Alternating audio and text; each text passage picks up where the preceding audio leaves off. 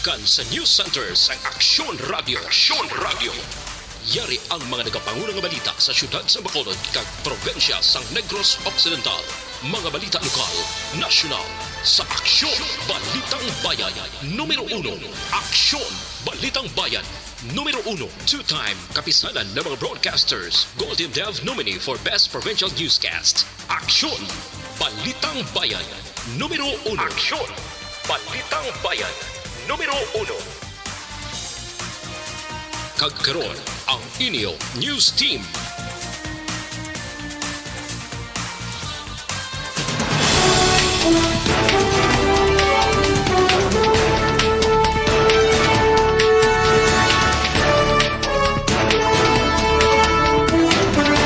Sa mga pangulong dinalan sa mga balita lokal, mga ginkakas nga benepisyaryo sang 4P sa Western Visayas naglambot sa masobra 12,000. Lalaki nga taga-Banwas ang manaplagin luthang sa syudad sang Victoria sa patay. Sa balita nasyonal, pagpasaka sweldo sa mga teaching kag non-teaching personnel, ginaduso ni Senator Legarda. Produksyon sang 1,000 nga polymer banknotes ginapauntat ni Senator Pimentel. Maayong aga Bacolod, maayong aga Balugabahin sa Western Visayas. Karon nga adlaw Huwebes, Hulyo 14, 2022. Ang inyong news team, Aksyon Iden Aboso. kag Aksyon Boy Duran. Ang mga balita lokal, pagkatapos lamang sa This news sponsorship is brought to you by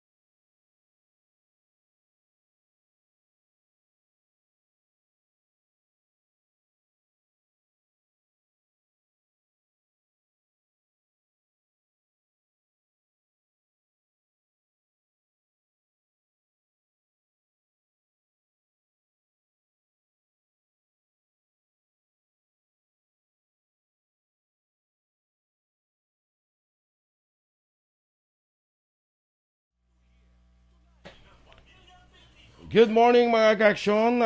Good morning Aksyon Eden. Good morning, Action Boy. Kag cold morning diya sa Cold ako. morning kay sa kuha na sa aircon nang Oo, nag-iigo gani. si rektado balaw. Diretso gidi sa ako. Dito 16 gidi na ano.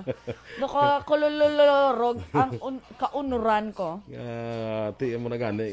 Sa akon medyo kuha lang diya nag-aagi lang siya. Oo, tapos kay kung paano buana na mo, mareklamo kamong kaginot naman. Eh sige na lang kami na lang magwantas ang kurong. Okay, pero mila mo nag-off shoulder ganda. Off shoulder niya. Hindi sa off shoulder Yeah, no. off shoulder niya. Okay. Bakuna ready. Ha? Bakuna ready. Correct. Third booster shot. Third na game, grabe. O ka ba ka second daw? Wala pa gani. Ay, Kaya kaya. tapos ka na? Wala pa man eh. Saba. Kuhan ka na to kuno kay ti Miara. Aka naman to kuhan kay Marnie. Doon na, ano lang yung bala tungkol yung nakuha kay Marnie. Ako ganis ko tapos sa why do I order sa second booster shot daw? Ulat doon tagali. Wala tunta Okay. kay Kaya kung voluntary daw wala mo. So dapat man. order gid siya. Galing kay subong mga immunocompromised pala na ang mga muna di ba? Yes. Anyway, good morning dira sa aton nga mga ka-aksyon sa mga tindahan dira, may aga sa inyo sa nagapanindahan, sa mga market vendors naton. Good morning. Kag sa aton dira nga mga tricycle drivers, may aga dira sa inyo. Yes, no? sa tanan nga mga tuda-tuda. Mga tuda-tuda da, good morning. No? Sa aton nga monitor sa Facebook, please like, follow, and share sa aton sininga FB Live. Dira sa kay Leia Morales Berida, morning man sa imo, watching from Barangay Abuanan, Bago City. Ay, good morning dira sa inyo sa Pamilya Berida, kag Morales. Sa kay Dennis Richard Tibor Roma, Kay Elizabeth Gamala, good morning man. Kag, ay kumusta gali daang San Enrique? Kumusta ang pangwaay sa tahong? Way, kato ka! Mangkuta sabi kung nakapangwa to sa akin, kita damo, pamanto yapon ka pangkwa. Tugon kami nga ni sa iya, ni Aksyon Dorel, nga dalaan niya kami tahong nga nang natala na bla. Ay, may effort. Hindi sa galing uno kabalo magtala. Ang balya. Oo. Ako rin yung manguha, mang tala. Niyang nabalaan niya lang kung niya tala dance. Ay, ano na yan, man? Ay, Sarah Hieronimo na yan.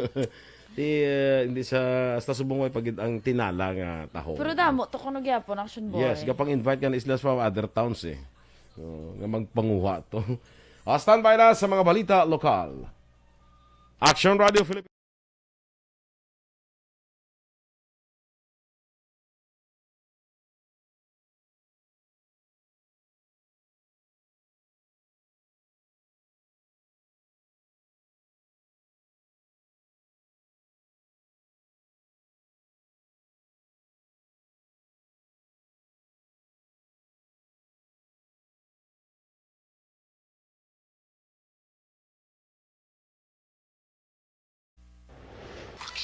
Balitang Bayan, Numero 1.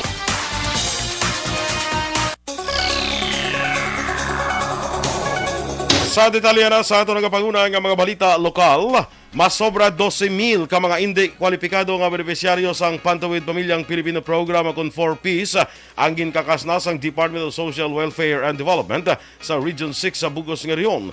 Sa interview sa Aksyon Hotline, ginpahag ni DSWD spokesperson May Rago Castillo nga kasunod sang mando sang bago nga tiglikom sang DSWD nga si Secretary Erwin Tulfo nga tinluan kag kakason ang mga hindi kwalipikado nga makabaton sang benepisyo gikan sa ahensya sa idalom sang 4Ps program.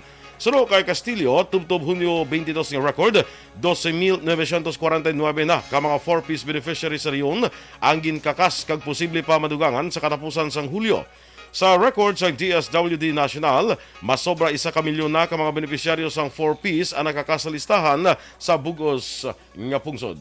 Ara na kita nga na-release na nakakas na sa listahan so 4Ps yeah. And as of June 22, we have a total of 12,949 sa mga 4Ps household ang nakakas na sa 4Ps over time. Ang kamahin sa pahayag ni DSWD Region 6 spokesperson May Rago Castillo.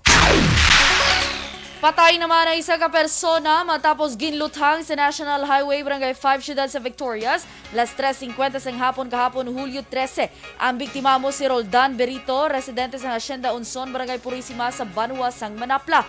Sunod kay Lieutenant Janus David, Deputy Chief of Police ng Victorias PNP, base sa nasyal nga pagpangusisa nagatindog ang biktima sa tupad siya motorsiklo kag aligar, may ginahulat sang nagpalapit ang isa ka persona kag ginluthang iniigo sa ulo nga mong gitunaan sang iya kamatayon.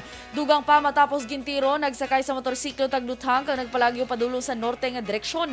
Sa nakuha ang impormasyon sa Victorias PNP sa Manapla PNP, si Berito anay miyembro sang Manapla Auxiliary Police hapang ginserbihan sang search warrant nagligad nga tuig kag na-recover ang naglain-lain nga sa armas luthang kag naaresto man sa kaso nga paglapas sang RA 9165 o kung may kang tanan sa illegal nga droga.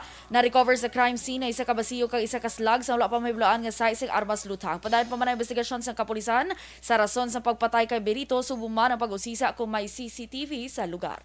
He is a former member yata ng MARPA, Manapla Auxiliary Police, parang ganun ng Manapla. And after that, may mga mga records of sari-sari ng mga illegal. Si Lieutenant Janus David, ang Deputy Chief of Police ng Victorias PNP.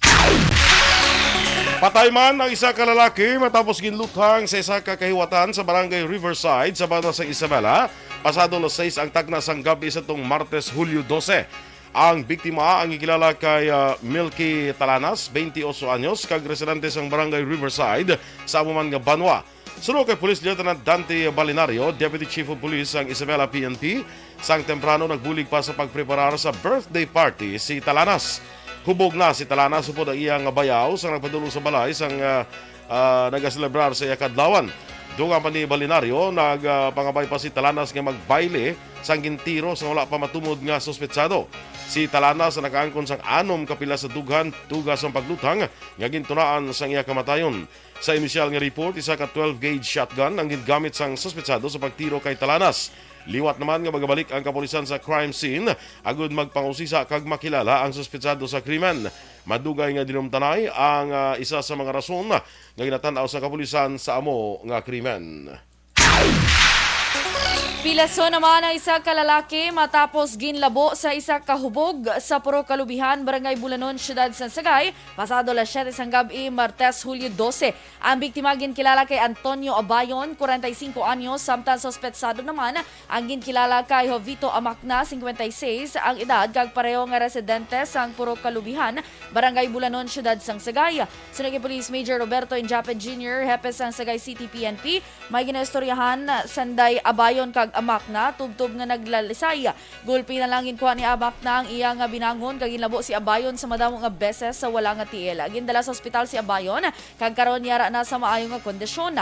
Nadagpa naman sa kapulisan si Amakna apang ginhilway sa kahapon nga adlaw matapos magperma si Abayon sa Certificate of No Interest nga nagakahulugan nga wala na siya sang tuyo nga magpasaka pa sang kaso batok sa sospetsado. Gin-hold up man sang 3 ka armado nga malalaki ang kolektor sa isa ka kompanya sa sitio Bagroy, Barangay Delicioso, Banwa sang Ilog. Malas 3:30 ang takna sadtong Martes ang hapon, Hulyo 12. Ang mga biktima amo sanday Virgilio Hilera Jr., 32 anyos, salesman sang JT Philippine International, kag si Marvy Magbanwa, 40 anyos nga among driver sang van. Sanday Hilera kag Magbanwa ang pareho nga residente sa Barangay Inayawan, Banwa sang Kawayan.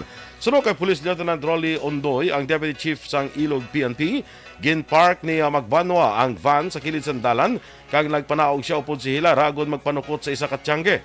Gulpi lang nga nag-abot ang 3 ka malalaki nga sakay sa isa ka motorsiklo. Isa ka lalaki nga wala sang face mask apang armado ang nagpalapit sa mga biktima kag nagdeklarar sang hold up, samtang iban pa nga suspetsado ang nagkuha sang koleksyon nga nagdangat sa 120,163 pesos kag ang armas nga nahamtang sa front seat sang van. Paagi sa Rogue Gallery, nakilala ang isa sa 3 ka mga suspetsado nga si Nilo Topes Jr. samtang ang 2 ka iban pa ang inatinguan nga pakilala sang kapulisan paagi sa pag-review sa footage sang CCTV camera. May isang motorsiklo, 3 sila. Pero ang modus nila is bumaba na yung dalawa. Pag nakakuha na sila, nakuha na nila yung pera, na-hold pa na sila. Sumampa sila sa isang motor, 3.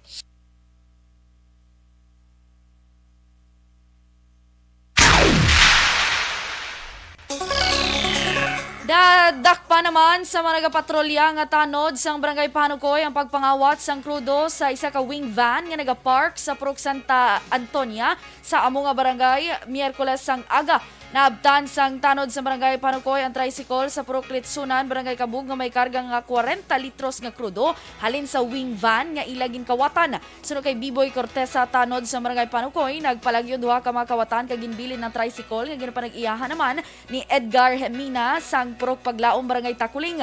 Sunod kay Cortesa natulugan ang driver kag painante sa wing van kag wala mabatsyagan ang pagsaipon sa krudo sa mga kawatan. Ang tricycle ni Hemina ang yara karon sa custodial facilities ng Police Station 8. Naglambot naman sa 2,992 ka mga wanted persons ang natakpan sa Police Regional Office 6 sa sunod sang 6 ka bulan sa sininga tuig. Sunod kay Police Lieutenant Colonel Arnel Solis, ang spokesperson sa PRO 6, sa manatakpan 488 diri ang most wanted persons, samtang 2,485 naman ang other wanted persons.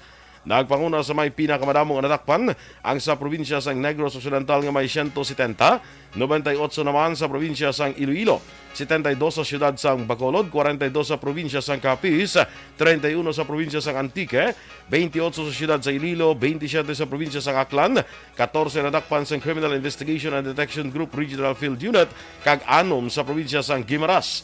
Samtang sa mga other wanted persons naman, may pinakamadamong natakpan ang Negros Occidental Police Provincial Office nga may 1,330.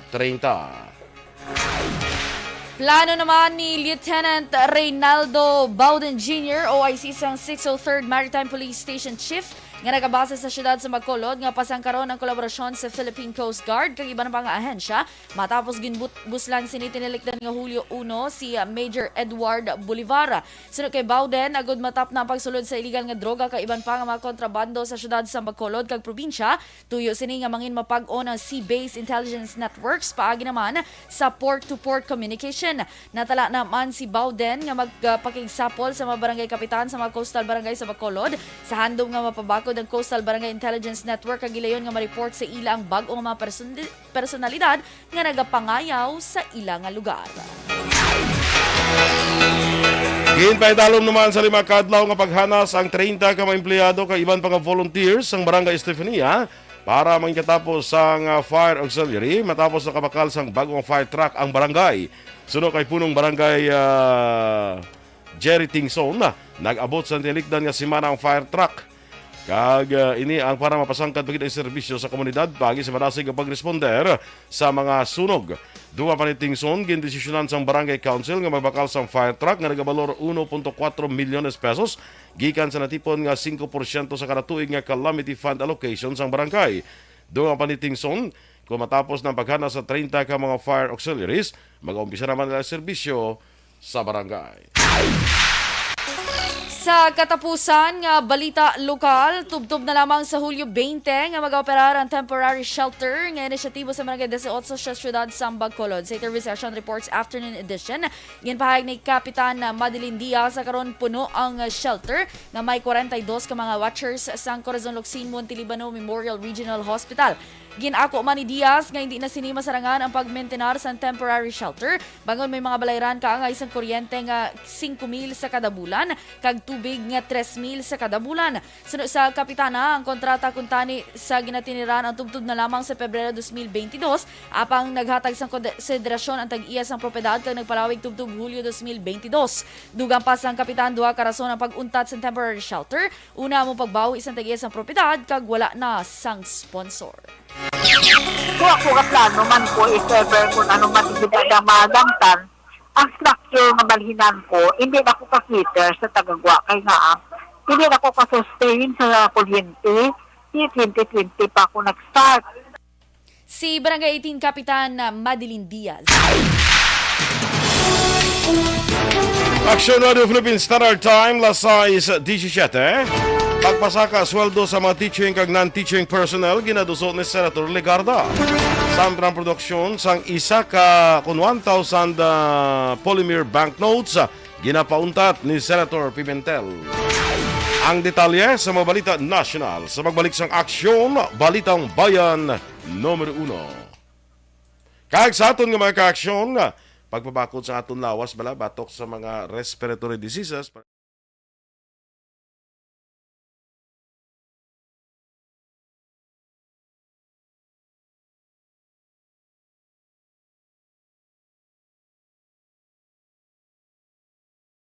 Bangod sa pamahog sing COVID-19 pandemic, madamo sing kompanya kag local government unit ang nagpatuman sang work from home sa ilang mga empleyado. Naga-work from home kung naka-close contact sa nagpositibo sa virus o kung mismo nagpositibo sa COVID-19. Madamo sang benepisyo ang mahatag sang work from home, pero hindi naton malikawan nga ma-bored kag ma-stress bangod sa sini nga setup sa masobra na isa ka tuig nga pagpakiaway sa COVID-19. Base sa pagtuon sa United Nations International Labor Organizations, nagatugas sing stress ang tuman niya pag-usas ng gadgets kaangay sa cellphone kag computer.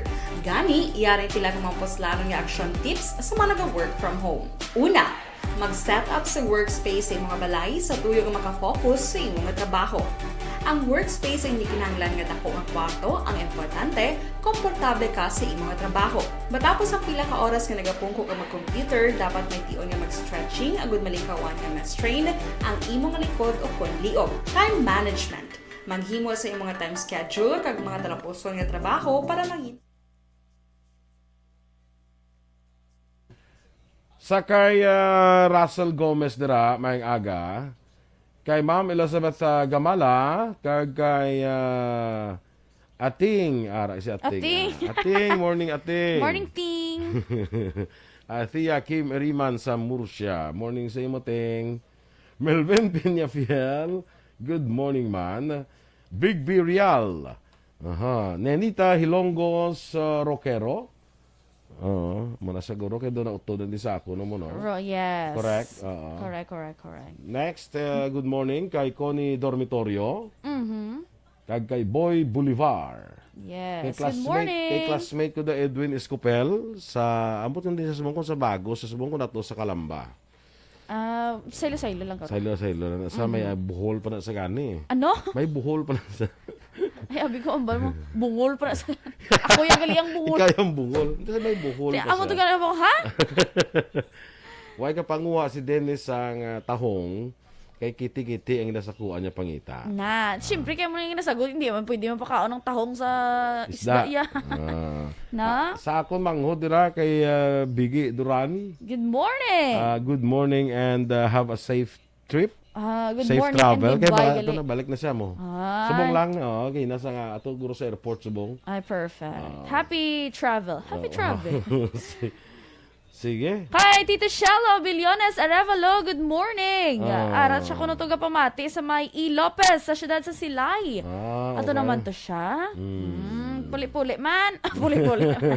Hidla na to si Teacher Romela Arevalo sa imo. Baw. Oy, kasweet malaligad sang sang post ni Tito Shello, kita mo? Why? Ano? Ay, hindi ka mo guro Hindi kami friends friends. sa Facebook. Pangitaan ta lang karon, pero samtang ginapangita ko. Good morning, Danay. Kay Mrs.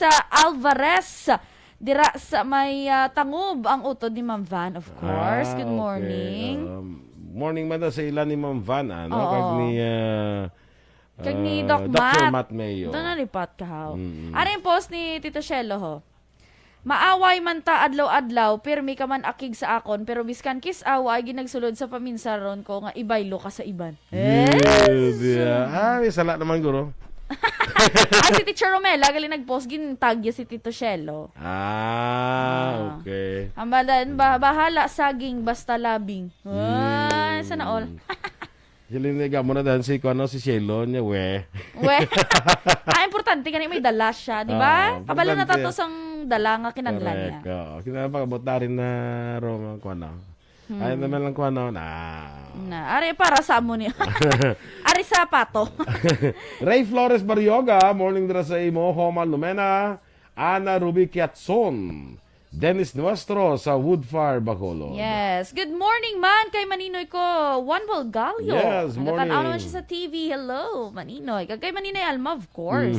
Kay sa RG Boy. The ever beautiful Alma Alvarez Gallo. Yes. Ronald Lobrigo sa CPI office kuno, CFI office. Morning dira, no? Sino pa? Baby Gregorio Yulo. Kay Janric Cochin from Abada Sky. Yes. Morning kuno sa kay Ricky Minerva and family. Sa kay Norma Torreblanca, good morning man. Lisa Joy Ilon Amoroso. Yes. Ma'am Eliza Joy, nahidlaw na ko bala sang imong kwan. Nga no? Nga ugoy-ugoy. Ti order ka eh. Kag breadstick. Ha? Breadstick.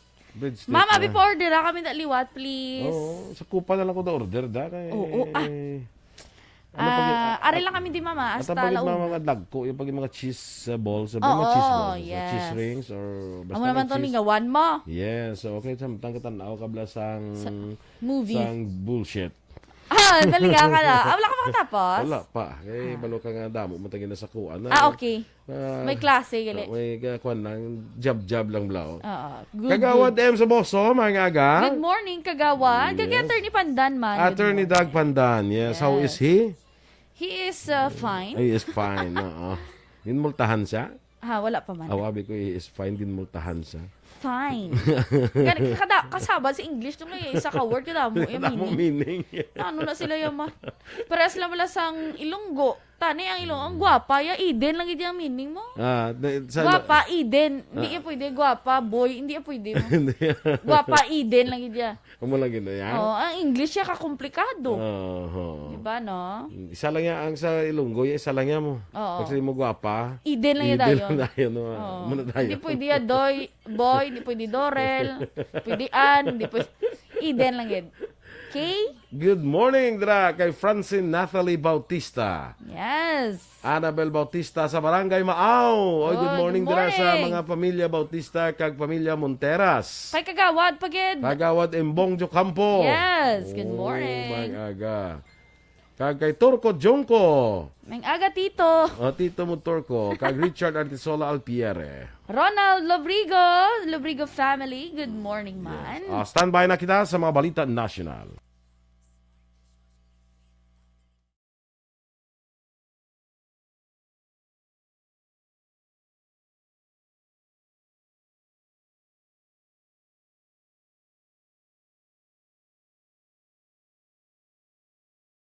Bangod sa pamahog sing COVID-19 pandemic, madamo sing kompanya kag local government unit ang nagpatuman sang work from home sa ilang mga empleyado. Naga-work from home kung naka-close contacts na nagpositibo sa virus o kung mismo nagpositibo sa COVID-19. Madamo sang benepisyo ang mahatag sang work from home, pero hindi naton malikawan nga ma-bored kag ma-stress bangod sa sini nga setup sa masobra na isa ka tuig nga pagpakiaway sa COVID-19. Base sa pagtuon sa United Nations International Labor Organizations, nagatugas sing stress ang tuman niya pag-usar sa gadgets kangay sa cellphone kag computer. Gani, iyarin tila kung mga poslano niya action tips sa mga nag-work from home. Una, mag-set up sa workspace sa mga balay sa tuyo nga makafocus sa imong trabaho. Ang workspace ay hindi kinahanglan nga dako nga kwarto, ang importante, komportable ka sa imong trabaho. Matapos ang pila ka oras nga nagapungko ka mag-computer, dapat may tion nga Balitang Bayan, numero 1. Aksyon Radio Philippines Standard Time, las 6:25 sa detalye na sa aton mga balita nasyonal. Ginaduso ni Senador Loren Legarda ang Senate Bill No. 4 nga nagapasaka sang sweldo sa mga public school teachers kag non-teaching personnel. Base sa hagna, ginaduso nga ang salary increase halin sa salary grade 11 pakadto sa salary grade 15. Ginaduso man ni Legarda nga mga teaching personnel o kun instructor sa public universities kag colleges ang hatagan man sa saka sa sweldo halin sa salary grade 12 pakadto sa salary grade 16. Sa statement gidpahayag sa senadora, dapat kilalahon ang importante nga papel sa mga manunudlo kag personnel sa nation building. Samtang nag-file man sang hagna si Legarda angon sa Magna Carta for Private School Teachers kag Magna Carta of Public School Teachers para ma-institutionalize ang suporta sa mga education personnel.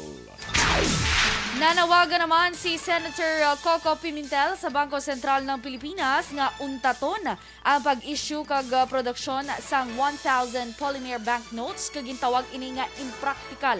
Sunod si Senador, dapat hindi na pagpadayunon sa Central Bank ang produksyon sang bag-o nga kwata kasunod sang nagadamo nga reklamo. Nagpangabay si Pimentel sa Senado nga magpatiyan sa investigasyon batok sa BSP bangod sa madasig nga pagbag-o sa disenyo sang banknotes kag coins. Para kay Pimentel, ang pagpili sang polymer sang sa abaka ang magkaapekto sa palangabuhian sa mga abaka producers kag very impractical sa mga konsumidor nga nagausar sang trifold wallets. Una naging klaro sa BSP nga napilo nga banknotes, papel man o kon polymer ang pwede mabaton bilang nga pambayad. Ginmando naman ni Presidente Ferdinand Bongbong Marcos Jr. sa Department of Transportation nga maghatag sang kasarangan lang nga plete, komportable kag luwas nga pagbiyahe sa mga pasahero sa mga barko. Ginpahayag ni DOTR Secretary Jaime Bautista nga iya na ginsugilanon ang opisyal sang Philippine Ports Authority kag ginhatag ang direktiba sang presidente para sa proteksyon sa mga pasahero.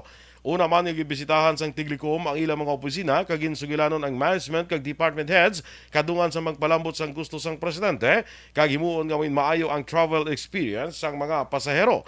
Ginsuwestiyon man ni Bautista sa mga opisyal sang PPA nga tun-an ang ginapatuman nga pletihan sa karon kag istoryahon ang mga shipping companies nga hindi pagdugangan ang palasanon sang publiko bangod sa epekto sa mataas nga presyo sa mga produkto sa petrolyo. Mas sobra naman sa 3.8 milyones pesos ang gingasto sa Department of Tourism o kung DOT sa hotels kag restaurants na nagligad nga tuig kag komentahan ini sa Commission on Audit o kung COA. Sino sa COA, ina sobra sa ginalokar sa gobyerno nga dapat gastuhon Isa sa mga komentahan ang kontrata nga nagablor sa 236,500 pesos sa Grand Hyatt Hotel Manila sa Taguig City nga dapat para sa 75 katawo pero nagabenepisyohan lamang sang 13 katawo. Sunod sa report sa COA, nakagasto ang departamento sang 544,000 pesos para sa pagtambong sang ilang mga empleyado sa mga conference sa Joy Nostal Hotel and Suites Manila, Movin Peak Resort and Spa Boracay kag Hilton Clark Sun Valley Resort. Natalupangdan man sang COA ang masobra 1 milyon ka pesos ka financial assistance sa Pacific Asia Travel Association nga kulang-kulang ang mga dokumento. Nagasto man sang 3,100 pesos ang DOT para sa panyaga sang kada tao sa Ridge and Reef Travel Corridor launching sa Fort Ilocandia sa Ilocos Norte kag naglabot sa masobra 600,000 pesos ang nagamit nga sa pungsod. Ginplastar sa Department of Agriculture ang mga rason sa kakulang sa supply sang manok sa pungsod. Ginpahayag ni DA Bureau of Animal Industry OIC Relidrin Morales, isa sa mga rason ang pagsaka sang demand sa pagkinahanglan sang karne sang manok tungod sa pagbukas ng merkado, fast food chains ng mga hotels. Sunod kay Morales nga nakaapekto man ang giyera sa tunga sang Ukraine kag Russia bangod sa importasyon sang chicken feeds nga nagmahal ang presyo kung nga anapektuhan ang poultry meat producers. Dungan pa sa opisyal, nakadugang man sa mga rason amo ang pagbago-bago sang panahon sa pungsod nga hindi makapaayo sa pag-atipan sa mga manok. Sumuman ang isyu sa avian flu nga nagresulta sa tama kay strikto nga pagbiyahe sang mga manok. Sa katapusan nga balita national, giningadla ni President Ferdinand Bongbong Marcos Jr. si Aboitiz Group CEO Sabine M. Aboitiz bilang pamuno sa bag-o nga gitukod nga Private Sector Advisory Council. Ang council ang ginabugusan sa mga business leaders kag experts nga magabulig sa gobyerno para malambot ang mga handom para sa ekonomiya. Sa statement, ginpahayag ni Aboitiz positibo sila paagi sa pagtrabaho kaupo ng gobyerno para liwat nga mabuhi ang ekonomiya kag makabenepisyo diri ang mga pumuluyo. Sunod sa PCAC, si Marcos mismo nagpangabay kay Aboitiz nga i-convene ang council kag nagsapol nagligad nga Hulyo 7. Naging sentro sa pagsinapol ang pagpaayo sa sektor sa agriculture kag kooperasyon sa private sector kag gobyerno para makahimo sa mga programa nga makabulig sa mga mangunguma. Si Aboitiz ang sa manguna sa Build kag Tourism, si Eileen Oygongko Kangko naman para sa Agriculture, Joey Concepcion para sa Jobs to Jobs, Henry Aguda para sa Digital Infrastructure, kag Paulo Borromeo para sa Healthcare. Aksyon Radio Philippines Standard Time, las 6:31, morning dira kay Eileen Flores, kay Miss Jinky de Lagdon, kag sa pamilya dira ni Eileen sa Hacienda Carmen, Ruel Hipelga, kag Jory Nipomuceno. Good morning dira sa inyo. Ronald Lobrigo, maayong aga man. Standby na kita mag-aksyon sa Aksyon Report second portion upod kay Aksyon Fred Salanga.